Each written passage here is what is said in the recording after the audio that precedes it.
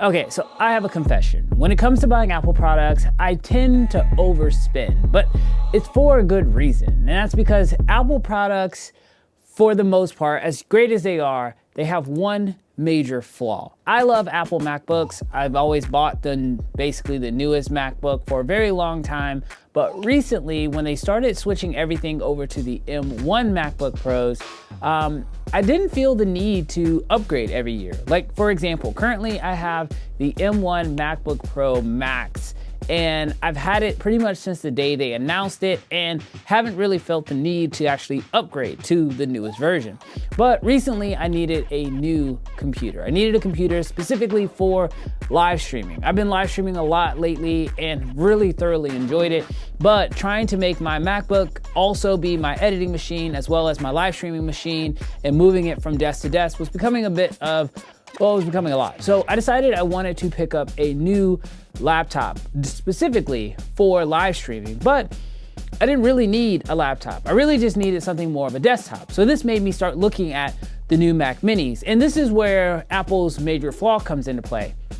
When it comes to Apple computers, we all know that they are not upgradable. What you buy from day one is what you're gonna have for that computer's complete entirety, minus the Mac Pro, which, let's be honest, is way out of most of our price ranges. So this means that you start having to ask yourself, okay, what exactly do I want in my computer? And before you know it, once you start upgrading and adding things onto it, your price is basically ballooned and you have this massive price that goes with your new Mac computer. So I decided that for this new Mac, I wanted to test out the Mac Mini, but the base model. I wanted just the base model. I wanted to see if this base Mac Mini could do the job. And I was blown away. Now, when it comes to the setup of my Mac Mini, I'm actually asking quite a bit. I mean, my live streaming setup is not simple. Not only do I have two monitors, two fairly large monitors, a 1440 curved OLED display from LG, as well as my dual up display, but I'm also going to be having quite a few peripherals on here. As I mentioned, this is specifically for live streaming. So I have my audio system, which is the RODECaster II. I have my Stream Deck here, which allows me to actually change my settings, my scenes, things like that. I have my camera, which is the R7. I also have my microphone here, which is going into the RODECaster. And then I also have my 4KX Elgato capture card because, yeah, I also want to actually do some gaming from here as well and be able to live stream that content as well. So this is not a simple setup. There is a lot going on with this, and it's because I want to be able to live stream anything, whether I'm just doing a just talking stream or I'm actually doing a gaming stream. I want to be able to do all of that from my Mac Mini. And so far, it has surprisingly been doing a great job. Now, there is one major issue. On the back of the Mac Mini, there are 3 Thunderbolt ports, as well as an Ethernet port, an HDMI port, you have your power port, and then on the front, you have 2 additional USB-C ports.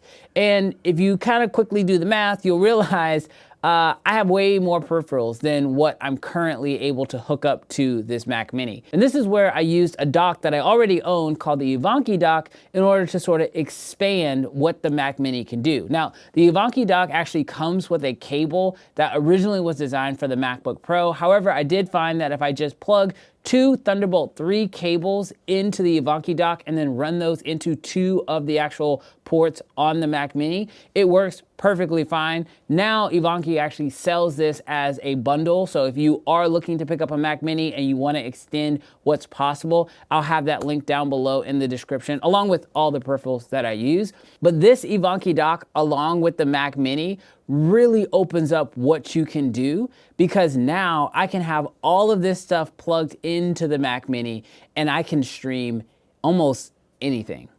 Now, full transparency, this Mac Mini, although great, did give me a few issues. See, the other day I actually did my first live stream with the Mac Mini, and I pretty much decided, let's just throw everything at it all at once so I could see quickly what would cause it to break. So I went live on Twitch, YouTube. Actually, I went live on 2 different YouTube channels. I went live on Facebook as well as Instagram, and then I tried to go live on X, but X wanted me to pay for a certain account, so I said squash that. So I went live on 5 different platforms. I also went live in 1440p. And this again was because I wanted to really push what this graphics card could do. And then on top of that, I brought in a guest. And this is where I did start to see some of the issues. Now, in order to do my live streaming, I live stream everything through a program called Ecamm.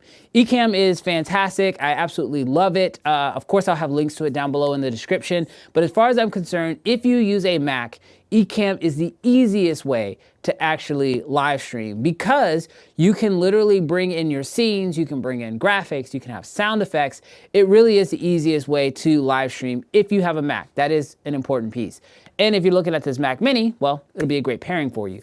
But when I was using Ecamm, they have a system that allows you to bring in guests. It's called Interview. The only problem with this is whenever you bring in a guest through Interview, it does tend to use an entire core of your graphics processor for bringing in that guest. So when I brought in my guest, I did start to see some degradation in the actual image quality. However, Ecamm has already come out with a solution for this, and that's actually to use Zoom. So what I ended up doing was I brought in my guests through Zoom, and then I noticed that I no longer had those issues. And so it's very easy to do with Ecamm. All you have to do is log into your Zoom account. You send them a Zoom link like you would any other Zoom call, and then literally they come in as a guest, and now they're on your stream.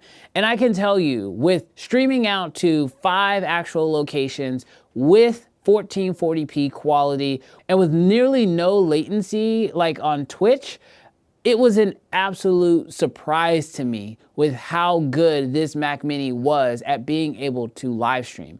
I have to say, it's very clear to me. I was running graphics, sound effects.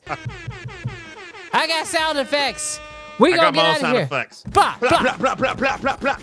I got you, Jarrell. I hit all the sound effects right on cue for you. I mean, you name it. I was switching cameras, all of this on this Mac Mini, and I was running into absolutely 0 issues. So if you're asking me today, if you're looking at getting a Mac to be able to live stream with, and you already have a keyboard, a mouse, and a monitor, the Mac Mini probably is the best solution.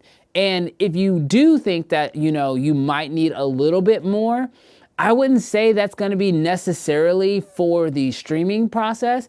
However, the one thing that I would love to see if this Mac Mini could also handle, and that is creating short form content. I would love to be able to edit on this Mac Mini as well, especially for like my live streams, because as most of us know, live streaming is part of the battle. You also then have to turn that content into short form content, whether that's verticals or clips from your stream, so that way you can actually grow your audience who will show up live with you. So that is sort of the next test. I'm gonna see if this Mac Mini can actually handle editing some video footage. And spoiler alert, if you're watching this video, there's a chance that it worked. Or there's a chance that I had to bring it onto my MacBook in order to finish the video. Either way, hit that subscribe button so you don't miss that video when it comes out. If you have any additional questions about the Mac Mini and how it performed when it comes to live streaming, definitely leave those down below in the comment section. I'll be sure to be answering those for you guys as well. But thank you guys so much for checking out this video, and I'll catch you guys in the next one. Peace.